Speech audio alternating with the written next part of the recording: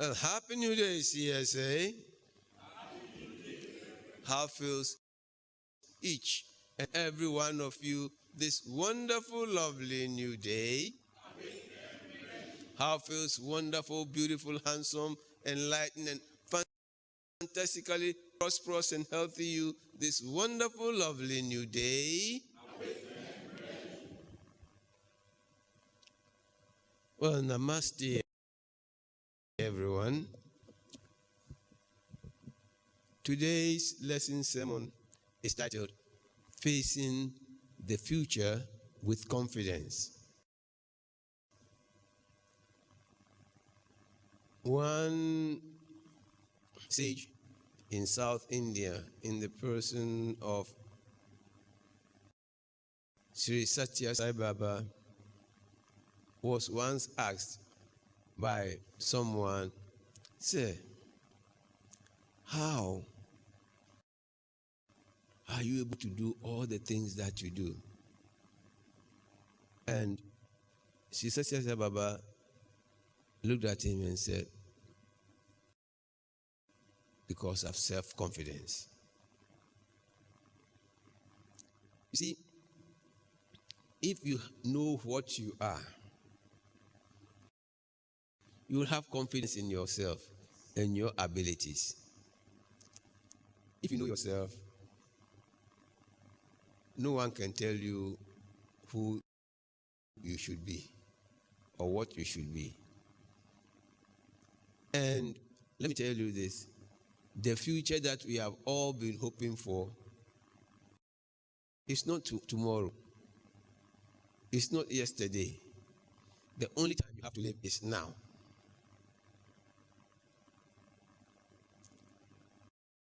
The only time you have to live is when? Now. See, that is why they call it the present. Because it is the only gift that has been given to us. Now is the only time there is. So we sometimes say, now time is the right time.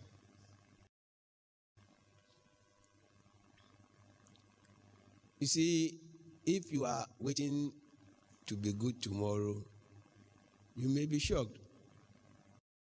Maybe tonight you find yourself in the other realm. And if you are sad about yesterday, yesterday is gone. It's gone forever. But every time you are living in the present, and the decisions you take in the present propels you to live a new life. So let us all say that today is the first day of the rest of my life. Today is the first day of the rest of my life.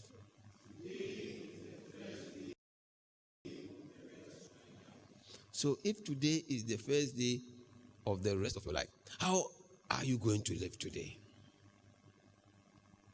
Because the rest of your life depends on how you live today.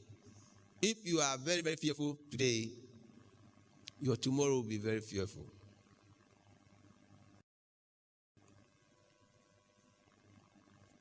Job said, the thing I feared most has happened unto me.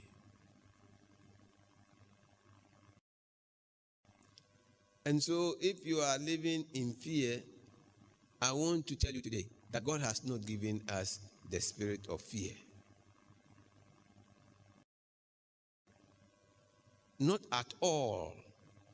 God has given us the spirit of strength, of goodness, of a sound mind. And He has done this because we are made in His image and likeness. Say, I am made in the image and likeness of God.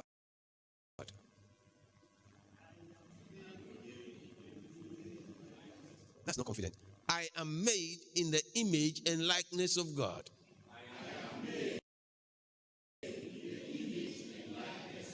How does that feel? How does that feel? Does that feel fearful? But I tell you, you are fearfully and wonderfully made. To be made in the image and likeness of God, nothing beats that. And, you know, my spiritual preceptor, Roy Eugene Davis, shared some possible steps for success in every area of our lives. And the first one is self-discipline. Focusing on the ideal. The ideal is that you are made in the image and likeness of God. If you focus on this all the time, whenever there is a challenge, you say, look, this challenge cannot put me under because I am made in the image and likeness of God. Before we meditated, we sang some hymns. I am stronger than my fears. I am wiser than my years. I am better than my fears, for I am his image. If you are God's representative on planet Earth, you should know that God has given you the ability to do a lot of good. And that any challenge which confronts you, if you put yourself to the task, you can overcome it. Look, mankind has overcome so many challenges. And I want to tell you that there is no challenge that confronts you that you cannot do anything about, that is rise beyond it. But the first step is that you must focus on what you are.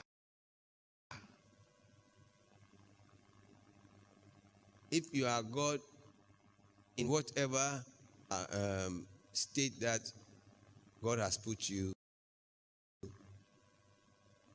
you are his representative. You are representing him. They say there is nothing that is too hard for God.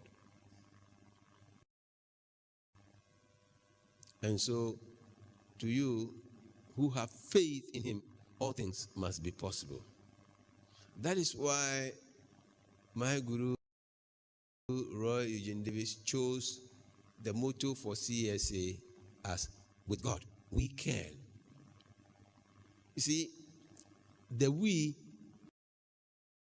have capital W and small e.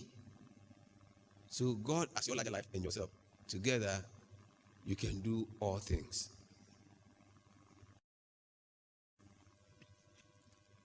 And so, I'm here this morning to tell you that with self-discipline, training yourself to focus on the ideal is one thing that you should never forget. Look, the Yamas tell us that we must be harmless. We must be truthful. We must practice non-stealing. We must practice continence. That is right use of all available energies, right use of time, right use of money. If you practice these things, you never go astray. We all know how we waste money. We all know how we waste time. But if you focus on these things, and then lastly, you become unattached, wear the world as a loose garment. It is said that the world we live in is in a constant state of change. Change is built into the fabric of nature. And so if we attach ourselves to anything that is subject to change, we are setting ourselves up for some future pain. And so all the pain we encounter in the future is due to our attachment of something today. So today, relate with things, don't be attached to them.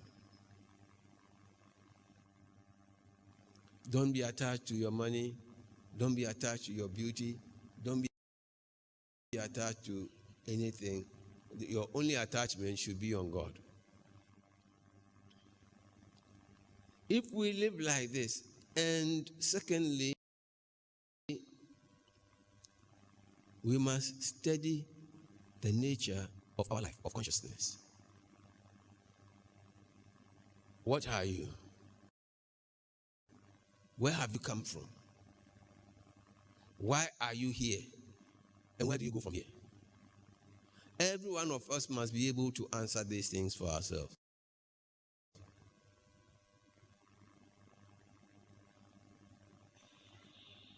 What are you has already been solved. Where have you come from? You are an offshoot of God. That is why we say most people have come to earth from heaven, from deep within, and have forgotten. But you should never forget where you have come from, where you have sprung from. And we are living in God right now. Doesn't Scripture tell us we live and move and have our being in Him? Huh? So if you are in God, how can you be lost?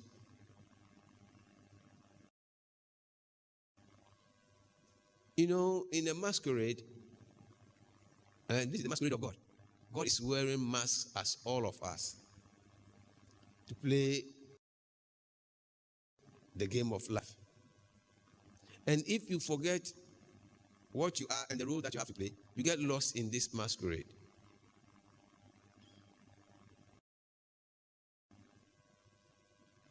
But thank God for the sages of life who have brought out this teaching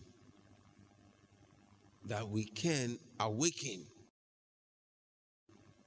from the dream of mortality, from the dream of thinking that we are just mere mortal beings. No, we are not mere mortal beings, because the truth of the fact is that our bodies will change, but the real us who live in this body live forever. We are eternal.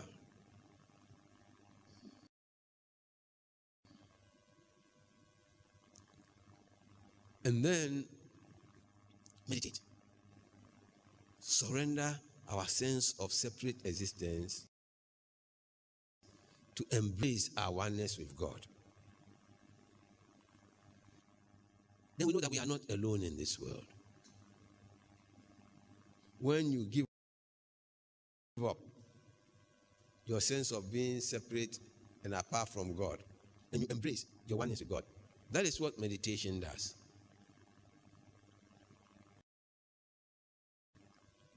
And therefore, we must make it a point.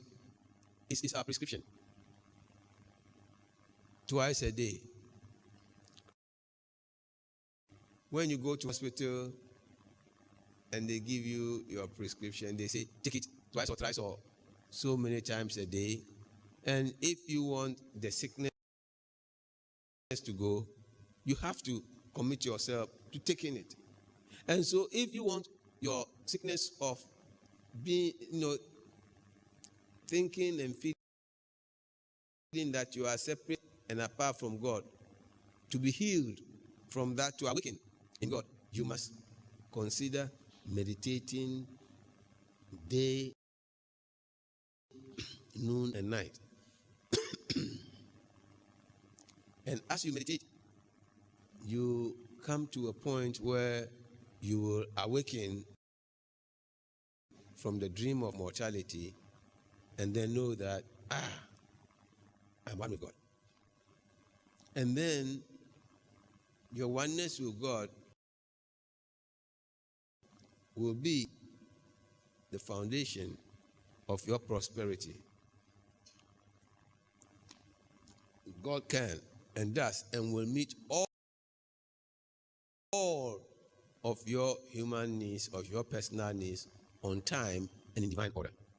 So today I'm here to tell you that everything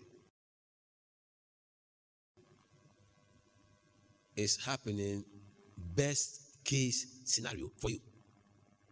You see, the person who is fearful thinks of worst case scenario.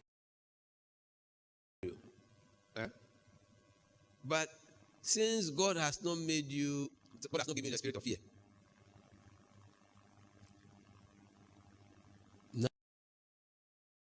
Now you say, since I'm made in the image and likeness of God, then everything must happen. I can't say must happen. Everything is happening best case scenario for me. And I want you to say this. Everything is happening best case scenario for me. Everything is happening best case scenario for me.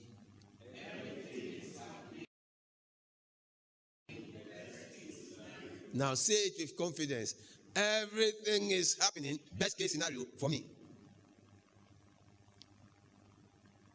Best case. So whatever concerns you, God will take care of it. God will come through.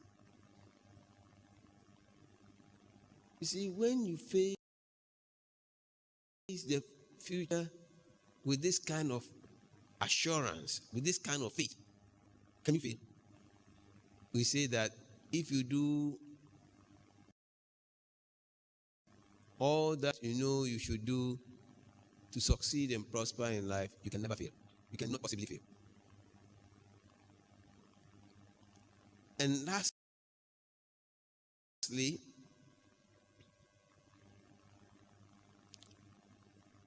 we must live with confidence in God.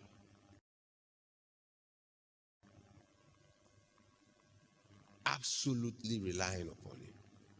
Your reliance must be on God. You know,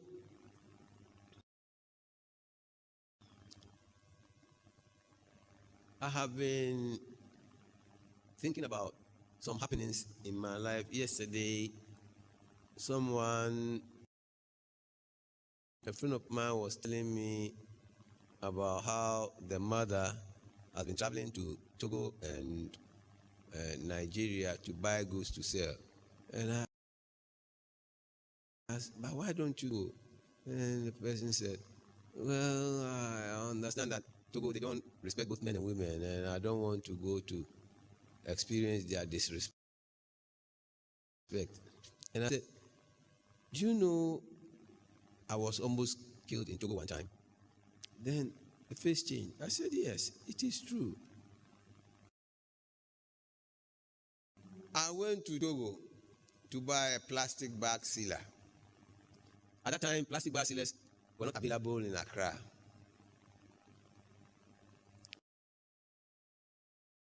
We said we were in a revolution. A revolution must change the mind, the way we think into positive. Well, I went to buy it because we wanted to bag semolina. I went to Togo, and when I went in there, I used my passport. I was allowed in. I went straight to the shop, bought it, and returned to the border. I gave my passport. I was going out. Then the man stayed for like 10 minutes. He came back and he told me, oh, someone wants to see me in town. I said, I don't know anyone here. So how can someone want to see me in town? Or before I could say, Jack, I saw, when I was there, I saw two soldiers come out of a taxi. Before I could say, Jack, the soldiers were standing behind me. And they said, let's go. I said, hey. And they were holding guns too. They say, be harmless So don't try to fight a person with a gun. So I said, okay, we sat in the taxi. And when the taxi got to its destination, they call it Surete. They said I must pay for the taxi. I said, this is all the money I have on me. I said, bring the money. And I gave the money to him. That was my transport money back to Accra. I've given that. When we got there, the soldiers said something to their colleagues and they started rejoicing. It's like, okay, Kolueba.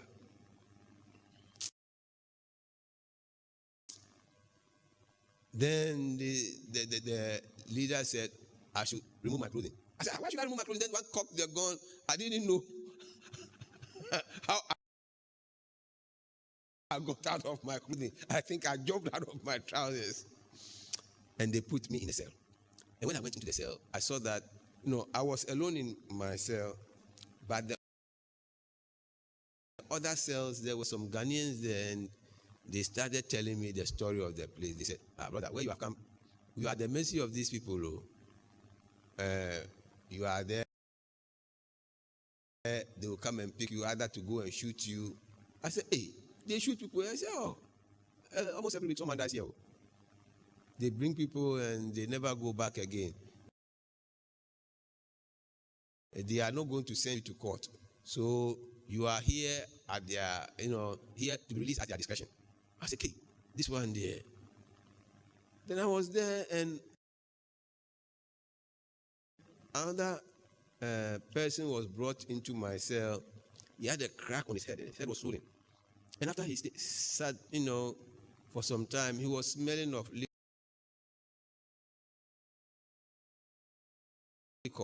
Then he asked me, you at all, what brought you here?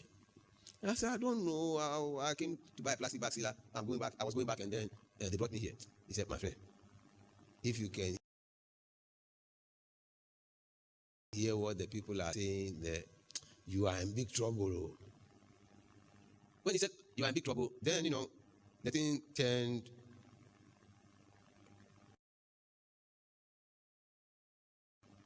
not best case scenario, but worst case scenario. Then I said, all right. Then I decided to sleep.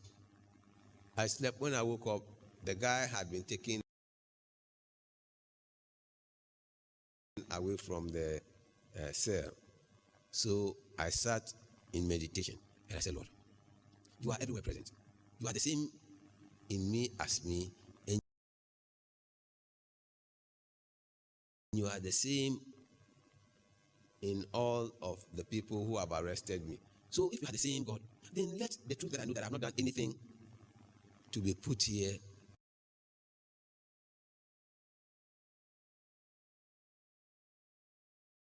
be also known to them and have my release.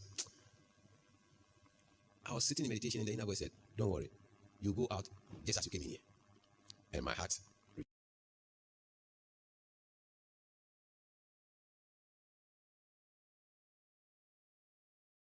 rejoiced. And I stopped meditating. Immediately I stopped meditating, the guard came and rattled his staff on the railings of the cell. And he asked me, he said,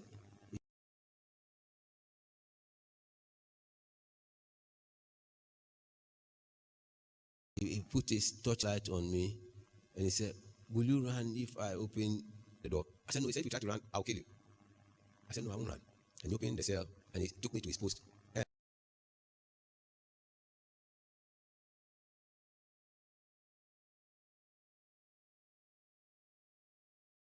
And if I'm telling all of you, if you want my history from the time I was born till 1985, go there. My entire history is there. And he said, something tells me you are innocent. That is why I came to open this place. In the morning, I'll give this report to my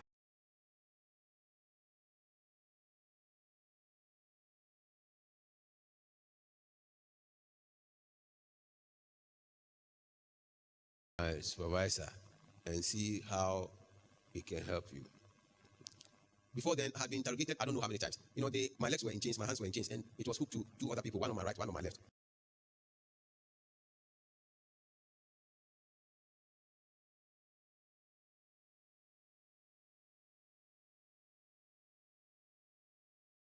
And then we walk to this thing, but I will take the lead and they will follow me. And then they will interrogate me. They interrogated me. I thought they said I should go. I should go home. They said, go back to your cell again. So the next morning,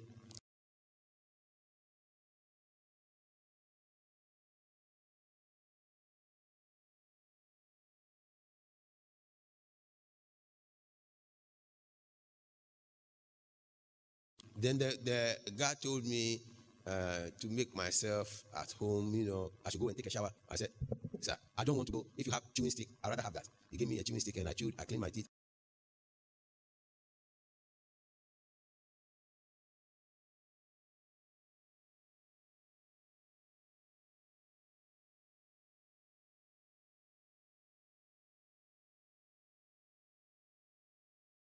And I went back into the cell. In the morning, I saw the head of the place go out with my passport and chains from me, and I walked into his office. Immediately I entered his office. He hit my passport on his table. He said, take your passport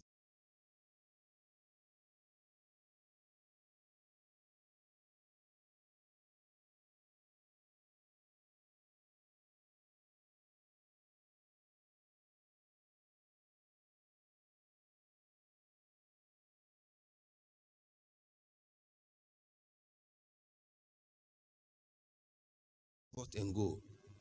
You are not the one we want. And then my mouth wanted to worry me. I said, sir, but can you tell me? So just then there was a stake. He said, they are ready. They would have shot you. So just go. Good.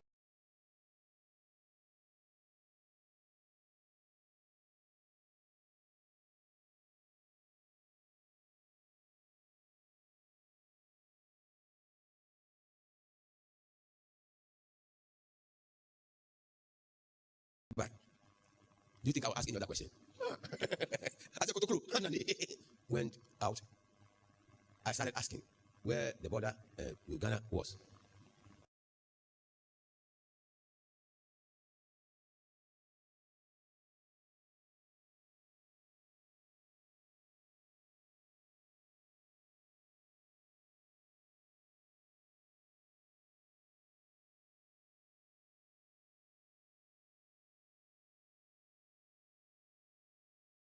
And I sat in the car.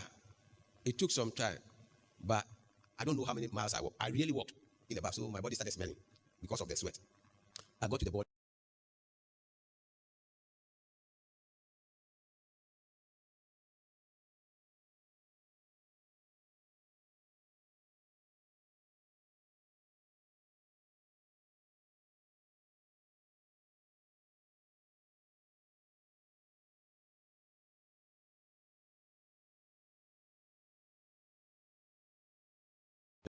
And I knew a Ghanaian who had a store there before he ran away to Togo. So I went to him and said, my brother, I came here and I was arrested and I'm not going home. But when they took me, I had to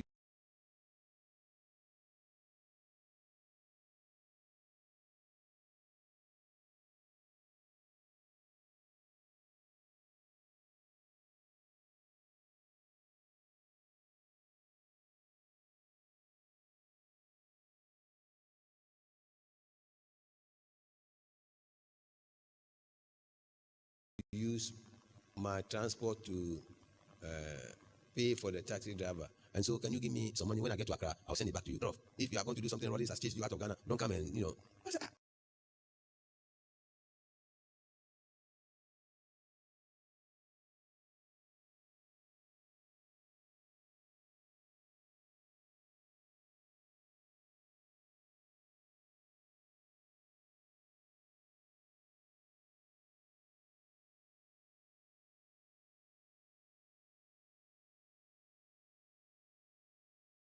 but I haven't been chased from Ghana. I'm not going back to Ghana. He said, I sent finish.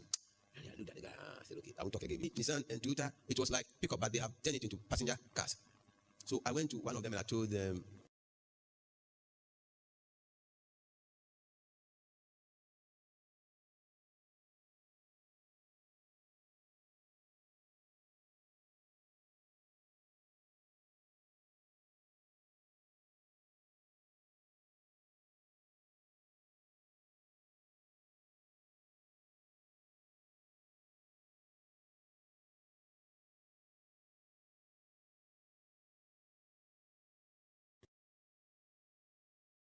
my story and that, I will rent the entire car.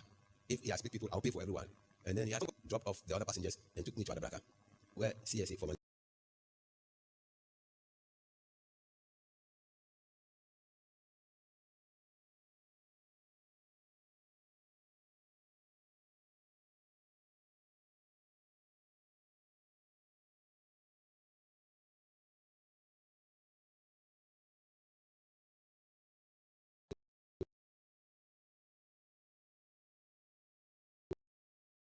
Was. When I got there, at the gate, I saw my mother, my elder sister, my wife, and at that time I had a friend, Mr. Kunakuni, dead now. I met him and told him to wait for me. He waited for me till 6 p.m. and then he had to come back to Accra.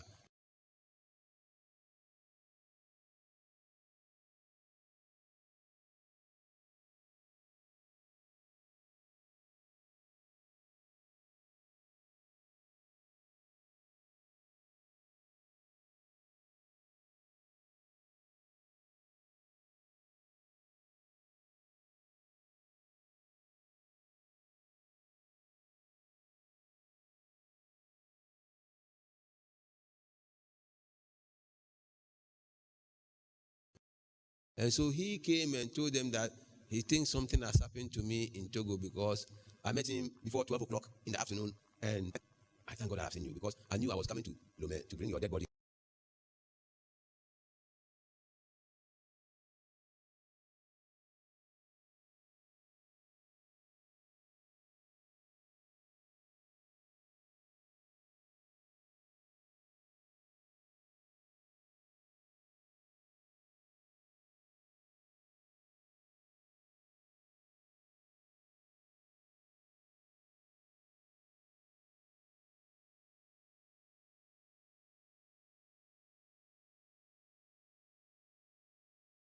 Home because I know what's been happening.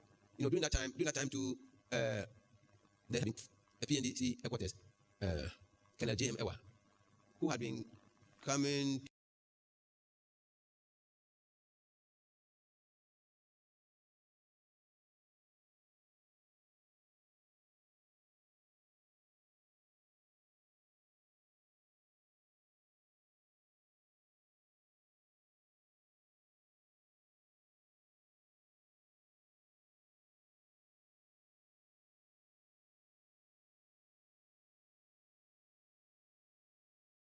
to CSA for us to do creative living seminars. You know, he like for a long time he was featured in all of head of the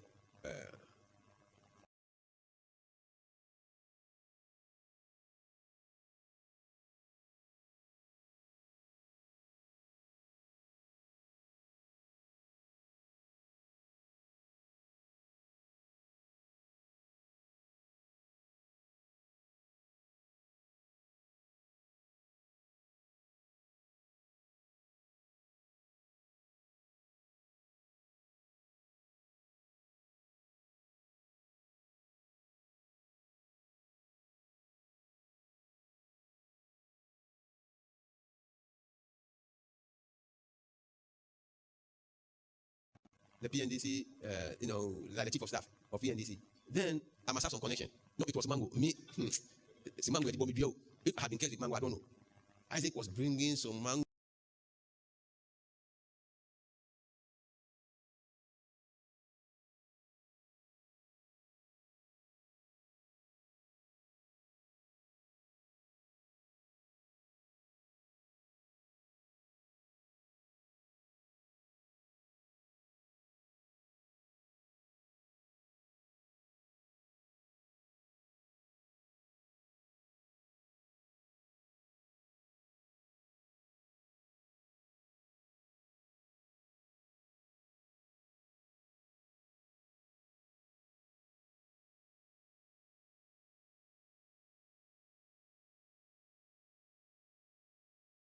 From Togo, and we arranged. We went on motorbike. Because I vowed never to go to Togo again. But mangoes and the sweet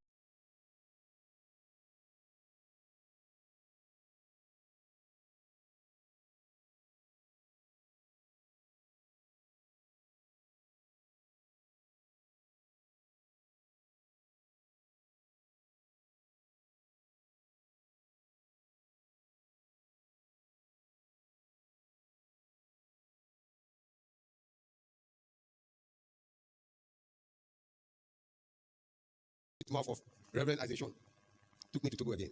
And since that time, I've never been to Togo again. And when I have to go to Togo, I fly over. I always fly over to go to Nigeria.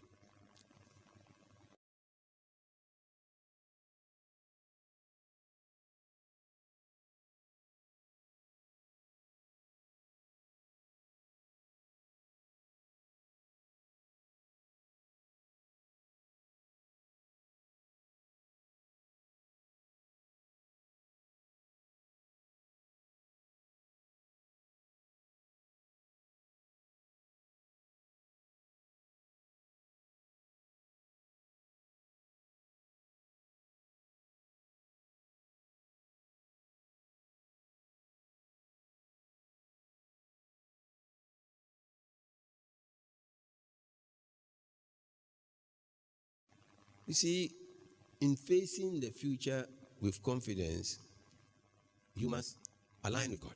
You must prosper in it. And then we must know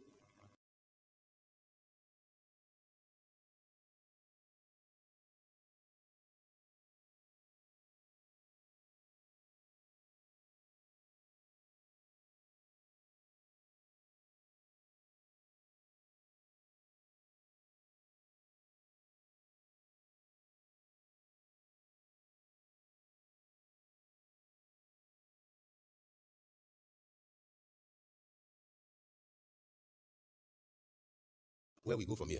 A lot of people are afraid to die. But whatever happens, some people are called confidence. I've never seen a man called confidence. I've seen a lot of women called confidence. And I think that is why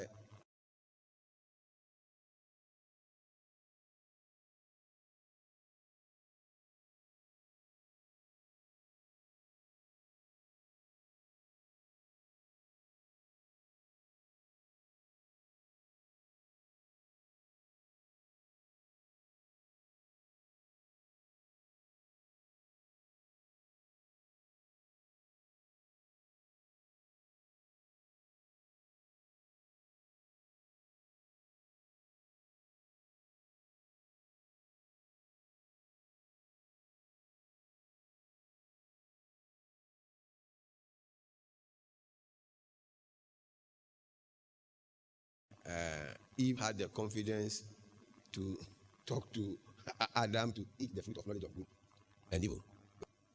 Your future will be full of suffering. Look, most of the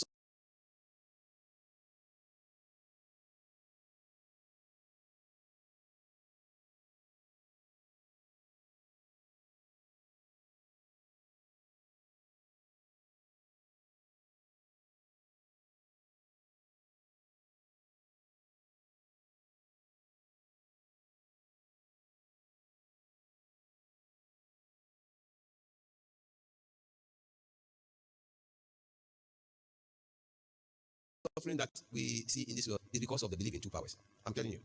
Some people believe that there is more evil in this. If all of us practice not stealing, if all of us practice right use of available energy,